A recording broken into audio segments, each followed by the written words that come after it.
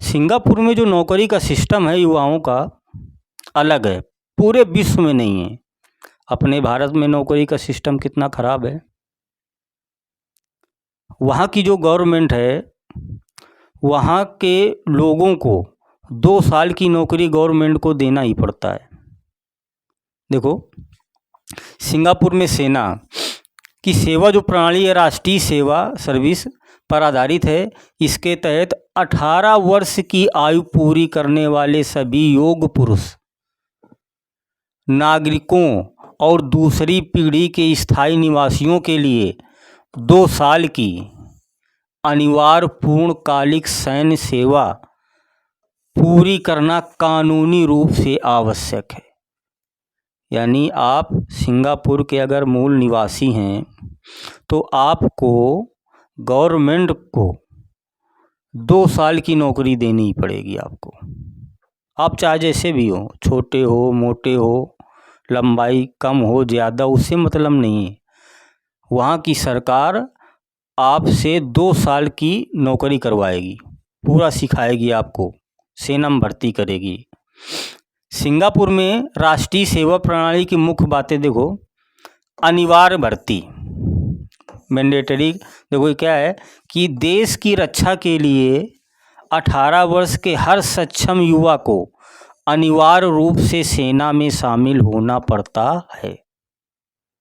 देश की रक्षा के लिए 18 वर्ष के हर सक्षम युवा को, पूरी कंट्री, छोटी सी कंट्री है सिंगापुर, यानी वहाँ के प्रत्येक व्यक्ति को सेना में 2 साल की नौकरी देनी पड़ती है, शामिल होना पड़ता है। आगे, 2 साल की पूर्णकालिक सेवा। तो युवाओं को 2 साल तक सिंगापुर सशस्त्र बलों, सिंगापुर पुलिस बल है या सिंगापुर नागरिक सुरक्षा बल में पूर्णकालिक राष्ट्रीय सेवा कर्मी के रूप में सक्रिय सेवा देनी होती है। आरक्षित सेवा। 2 साल की सक्रिय सेवा पूरी करने के बाद ये सैनिक ऑपरेशनली तैयार राष्ट्रीय सेवा कर्मी बन जाते हैं और अगले 10 वर्षों तक उन्हें हर साल लगभग 40 दिनों के लिए आरक्षित प्रशिक्षण यानी कैंप में ट्रेनिंग के लिए वापस बुलाया भी जाता है। व्यावसायिक प्रशिक्षण क्या है? सेना के जवानों को आधुनिक युद्ध कौशल और सामरिक तैयारी के लिए ताइवान, थाईलैंड पास में है और अन्य अंतर्राष्ट्रीय प्रशिक्षण केंद्रों में भेजा जाता है। ये भी किया जाता है।